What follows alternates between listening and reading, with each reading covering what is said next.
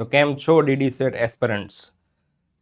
DD સેટના form start થઈ ગયા છે ભરાવાના, રજિસ્ટ્રેશન ડેટ સ્ટાર્ટ થઈ ગઈ છે.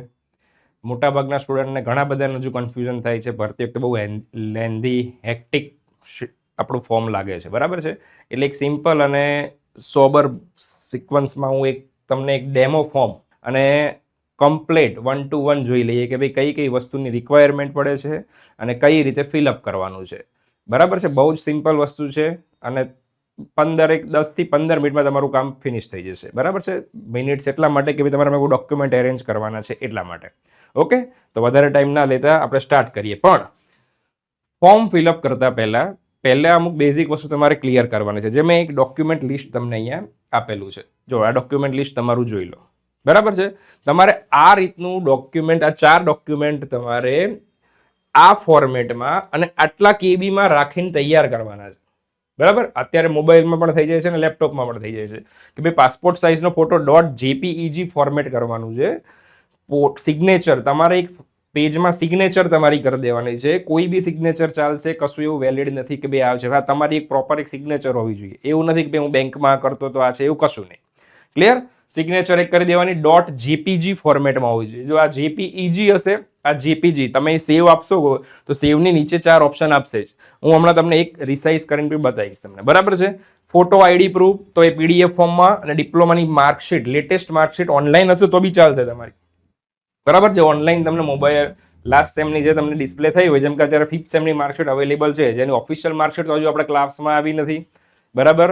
તો તમારે જે ઓનલાઈન જીટીયુની વેબસાઇટ ઉપર કે ભાઈ તમારી કઈ કોલેજની વેબસાઇટ ઉપર કે વોટ એવર જે બી પ્રાઇવેટ યુનિવર્સિટી હોય એની વેબસાઇટ ઉપર તમને જે આપેલી હોય, તમે એની ફોટોકોપી, મતલબ એની સોફ્ટ કોપી આપણે એટેચ કરી શકીએ છીએ, બરાબર. એ બી પીડીએફ ફોર્મેટમાં. એની સાઇઝ 20 થી 500 કેબી સુધી ચાલશે, પણ બાકીના 3ની સાઇઝ 10 થી 100 કેબી સુધીની જ હોવી જોઈએ, બરાબર. તમે ગૂગલમાં જો કોઈ બી સાઇઝ તમારે પેલા ક્રોપ કરી દેવાનો, બરાબર. આ બધાને હવે આવડતું જ હોય છે કે ફોટાને ક્રોપ કરીને પ્રોપર બેલેન્સ કરી દેવાનો અને સેવ આપી દેવાનો.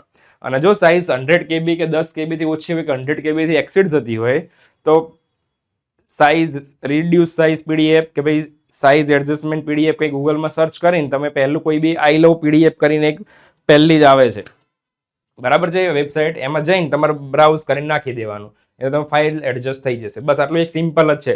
એને જ્યારે સેવ કરો ત્યારે ખાસ આ ફોર્મેટમાં સેવ થવું જોઈએ.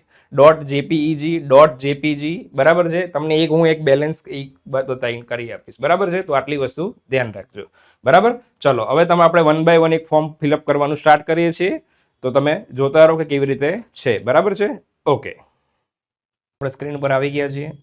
આપણે રજિસ્ટ્રેશન માટેની પ્રોસેસ ચાલુ કરીએ. ક્રોમ તમારે સિમ્પલ ખોલવાનું છે. ત્યાં એસીપીસી ટાઈપ કરશો એટલે એસીપીસી માટેની પહેલી લિંક તમારે ખુલશે. ક્લિયર? એટલે click here for common registration તમારે આવશે પ્રોસેસ. તો તમારે અહીંયા જવાનું છે. આ ટેબમાં જઈને ઓકે ક્લિક કરશો એટલે રજિસ્ટ્રેશન ફોર્મ ખુલશે. તમારે જવાનું છે ફ્રેશ કેન્ડિડેટ લોગિનમાં, બરાબર છે. ઓકે, તો આઈ એગ્રી પર જઈશું આપણે. ચેક ઓલ આપવાનું છે તમારે અને અહીંયા અગ્રી ક્લિક કરી દેવાનું છે. હવે અહીંયા તમારે ડિટેલ નાખવાની છે બધી, કે તમે ડિટેલ જે પણ હોય એ નાખતા રહીએ. કે હું અહીંયા ડિટેલ ફિલઅપ કરું છું.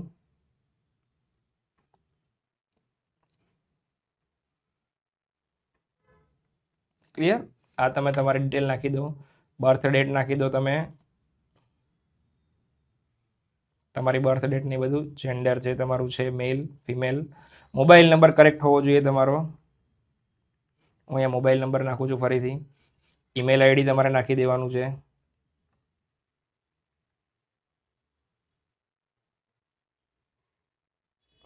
ઓકે, ઈમેલ આઈડી થાય તમારે પાસવર્ડ યુઝર આઈડી સિલેક્ટ કરવાનું છે તમારે. તો યુઝર આઈડી પ્રમાણે તમારે જે રીતનું તમારે સિલેક્ટ કરવું હોય એ સિલેક્ટ કરી શકો છો. હું અહીંયા યુઝર આઈડી સિલેક્ટ કરું છું અને પાસવર્ડ એવી રીતે સિલેક્ટ કરું છું. હવે એક વસ્તુ તમારે યાદ રાખવાની છે બધાએ કે ભાઈ પાસવર્ડ સિલેક્ટ કરતી વખતે અહીંયા લખ્યું છે કે 8 to 13 કેરેક્ટર લોંગ હોવું જોઈએ. 1 upper case, 1 lower case, numerical value એક હોવી જોઈએ અને એક સ્પેશિયલ કેરેક્ટર આવવો જોઈએ, જેને $, $, કંઈ પણ, બરાબર. તો એ પ્રમાણે તમારું આ સિલેક્શન થવું જોઈએ. ઓકે, જો user ID is not available આપ્યું છે. ABC 1 2 3 4. તમારે યુઝર આઈડી એક નવું બનાવવું પડશે ફરીથી. 4 એટલે ચેક કરી લઈએ આપણે યુઝર આઈડી અવેલેબલ છે કે નહીં, તો ઇટ ઇઝ અવેલેબલ. બરાબર છે, તો યાદ રાખજો. તો પાસવર્ડ ફરીથી બનાવવો પડશે એ પ્રમાણે. તો કેરેક્ટરને બધું શું છે તમને અહીં મેન્શન કરેલું છે, અપર કેસ લોઅર કેસ. બરાબર છે.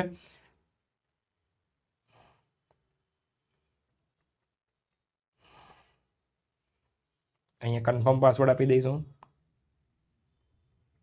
ક્લિયર. આ પાસવર્ડ બંને સેમ થવા જોઈએ, આપણે મેચ થવા જોઈએ. અને અહીંયા ફાઇનલ સબમિટ આપવાનું છે આપણે. ક્લિયર. આ રીતે તમને આખી ડિટેલ આવશે સ્ક્રીન પર. હવે યુઝર આઈડી પાસવર્ડ સેમ છે એટલે ફાઇનલ સબમિટ ઉપર આપણે ક્લિક કરી દેવાનું છે અહીંયા. હવે અહીંયા મોબાઈલ નંબર જે હું નાખીશ એના ઉપર એક ઓટીપી આવશે. એ ઓટીપી આપણે આમાં એડ કરવાનો છે.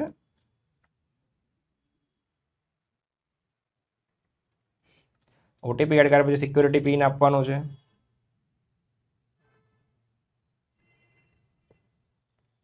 અને વેરીફાઈ અને સબમિટ આપી દેવાનું છે. તો આ રીતે યુઝર આઈડી તમને શો કરે છે કેન્ડિડેટ નેમ સાથે, અને આપણે લોગિન કરવાનું છે હવે, અને કમ્પ્લીટ પ્રોફાઇલ કરીએ. તો હવે જો આપણે જે ડિટેલ નાખી છે એ ફરીથી કમ્પ્લીટ આવી ગઈ છે. અહીંયા હું યુઝર આઈડી નાખી દઉં છું, એ પ્રમાણે હું પાસવર્ડ નાખી દઉં છું. બરાબર છે. હવે બાકીની પ્રોસેસ આપણે પૂરી કરવા જઈ રહ્યા છીએ. અને અહીંયા આપણે આપવાનું છે સાઇન ઇન. ઓટીપી ફરીથી એકવાર આવશે મોબાઈલ નંબર ઉપર, તો સેન્ડ ઓટીપી પર કરીએ. ઓટીપીમાં ઘણીવાર ડિલે આવી શકે છે સર્વર ઇસ્યુના લીધે, તો એનું બહુ આપણે ટેન્શન લેવાનું નહીં, એ આવી જ જશે એની રીતે. અને જો કદાચ ના આવે તો રીસેન્ડનો ઓપ્શન થોડી વાર પછી ઇનેબલ થઈ જશે. અહીંયા લોગિન આપી દેવાનું. અહીંયા પાછો એક આપણો ડેશબોર્ડ ખુલશે. સિક્યોરિટી પિન આપી દઈએ આપણે. Clear. Okay. Complete your personal detail. Okay આપી દો. ઓકે આપો એટલે આપણે જે ડિટેલ ઓલરેડી ફિલ કરી છે બધી આવશે. અમુક વસ્તુ જે નથી બતાવતા એ ફરીથી આપણે. નેશનાલિટી આપણે ઇન્ડિયન, ડોમિસાઇલ ગુજરાત. જેના ડોમિસાઇલનું ક્લિયર ના હોય, આપણે ગુજરાતથી જે ઓલરેડી બિલોંગ કરે છે બધા ડોમિસાઇલ કહેવાય. બરાબર છે. જે આઉટ સ્ટેટના છે એમને અધરમાં સિલેક્ટ કરવાનું છે.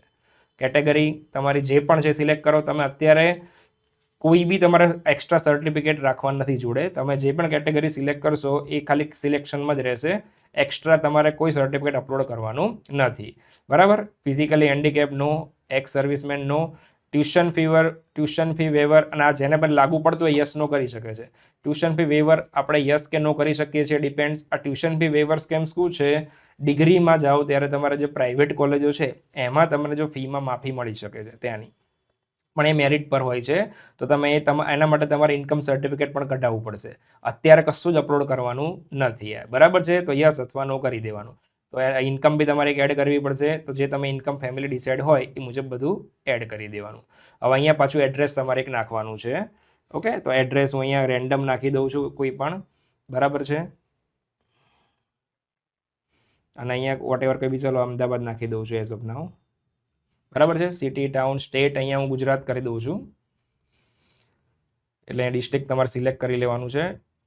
પિનકોડ તમારે નાખી દેવાનો તમારા એરિયાનો. ઓલ્ટરનેટિવ કોન્ટેક્ટ નંબરની કોઈ જરૂર નથી. તો જરૂર તમારી પાસે હોય તો એક્સ્ટ્રા એડ કરી શકો છો. પરમેનન્ટ એડ્રેસ, તમે જો સપોઝ એડ્રેસ સેમ હોય તો સેમ ઉપર ક્લિક કરવાનું. પણ જે ઘણા અલગ અલગ રહેતા હોય કે ભાઈ ફેમિલી બીજે રહેતું હોય, આ છે તે છે, ભણતા ક્યાંક હોય, તો તમે બંને અલગ એડ્રેસ અલગ અલગ નાખી શકો છો.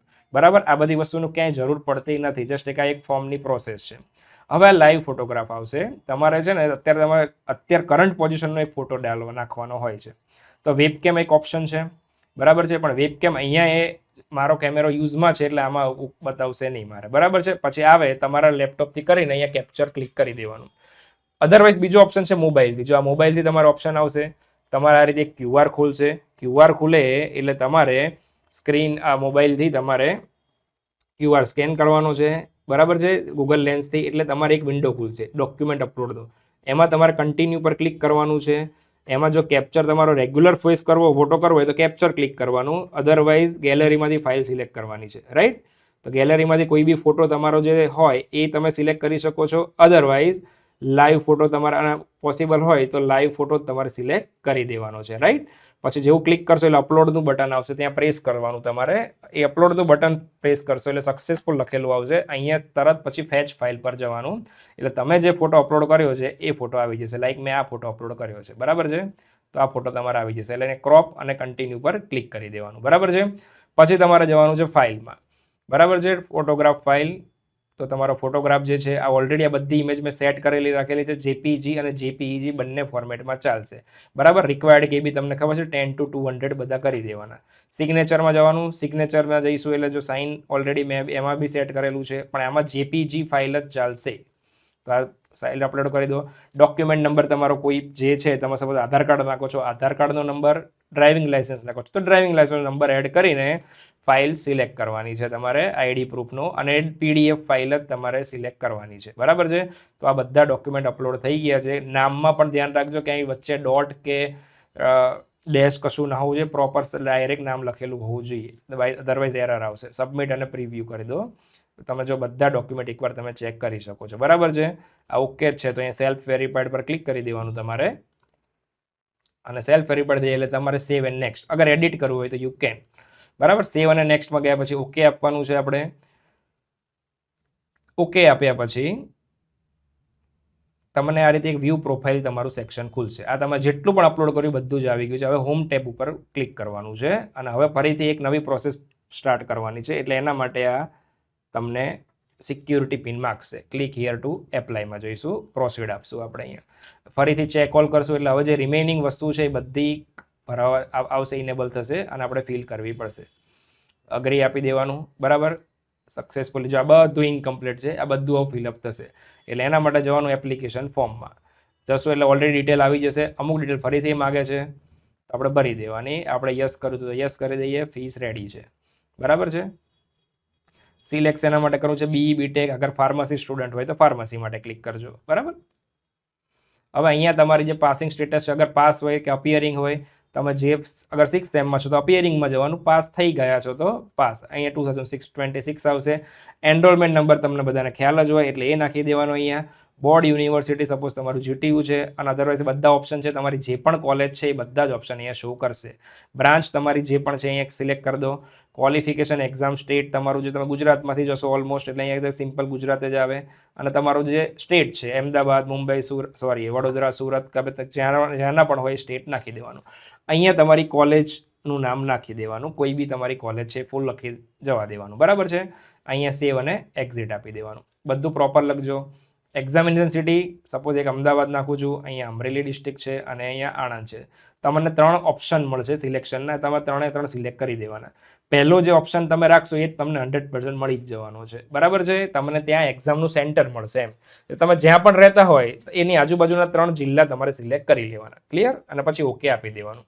પાછું એક એડ્રેસનું ફરીથી એક ફોર્મ ખુલે છે જેમાં ઓલરેડી ભર્યું છે. બરાબર. અહીંયા એક જ વસ્તુ એડ કરીને તમારે પાછી આગળ જવા દેવાનું. બરાબર છે. આ ફરીથી બધી એક પ્રોસેસ કરવાની થાય છે, ઓલરેડી કરેલી છે આપણે. ગુજરાત પર ક્લિક કરો. સ્ટેટ તમારું અમદાવાદ છે, પિનકોડ આવી ગયો છે, અને એડ્રેસ બી આપણું સેમ જ હતું. બરાબર છે. તો આ રિપીટ પ્રોસેસ થઈ આખી. ચલો પછી આ ઓલરેડી આપણે ડોક્યુમેન્ટ અપલોડ કરેલા ગયા એ સેક્શન આવી ગયો છે. હવે અહીંયા તમારે એક ડિપ્લોમાની લેટેસ્ટ માર્કશીટ એડ કરવાની છે. અહીંયા તમારે એનો ડોક્યુમેન્ટ નંબર નાખવાનો. તમારે જો માર્કશીટ ફિઝિકલ હોય તો એમાં ક્યાંક ખૂણામાં કે નીચે ક્યાંક ડોક્યુમેન્ટ નંબર આપ્યો હશે, અને ઓનલાઈન ફોર્મમાં એક માર્કશીટ હોય તમારી, તો તમારે આમાં એનરોલમેન્ટ નંબર અથવા સીટ નંબર તમારી પાસે જે પણ અવેલેબલ હોય એ નાખી દેવાનું. ક્લિયર. અહીંયાથી તમારે ફાઇલ સિલેક્ટ કરવાની છે, અને અહીંયા તમારે માર્કશીટ PDF ફોર્મમાં અપલોડ કરવાની છે. ફાઇલ સાઇઝ અને 20 થી 500 KB સુધી વેલિડ છે. અહીંયા તમે પ્રિવ્યૂ કરશો એટલે તમને દેખાઈ જશે, અને અહીંયા સેવ આપી દો. ક્લિયર. આ સેવ આપશો એટલે બધા જ ડોક્યુમેન્ટ અપલોડેડ થઈ ગયા છે. સેવ અને નેક્સ્ટ તમારે આપવાનું છે. એટલે ટોટલી આખી પ્રોસેસ આવી ગઈ. જો તમારે બધું જ આવી ગયું. અહીંયા ડિક્લેર આપો એટલે ફાઇનલ સબમિટ થઈ ગયું છે, અને અહીંયા યસ આપી દો.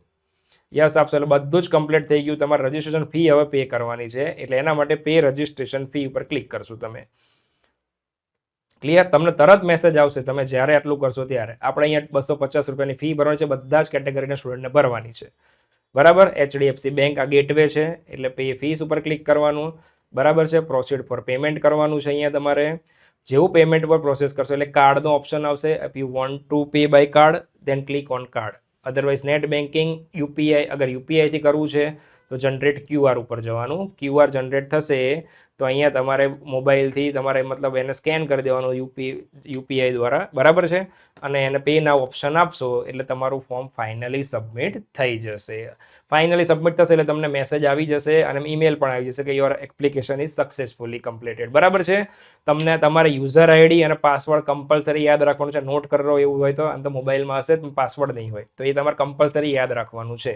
એ યાદ રાખી લો. પછી તમે ગમે ત્યારે આ પોર્ટલમાં જવાનું, તમારે અહીંયા click here for common રજિસ્ટ્રેશનમાં click કરશો, બરાબર છે, એટલે લોગિન પેલું વિન્ડો ખુલશે અને એમાં બધી જ પાછું લોગિન કરવાનું તમારે, એટલે તમારું આખી એક સ્ક્રીન મળશે તમને, બરાબર, અને એ પ્રમાણે તમે અપડેટ કરી શકો છો.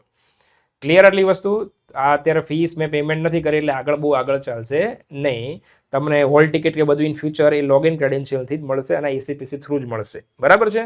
તો આ થયું તમારું રજિસ્ટ્રેશન પ્રોસેસ.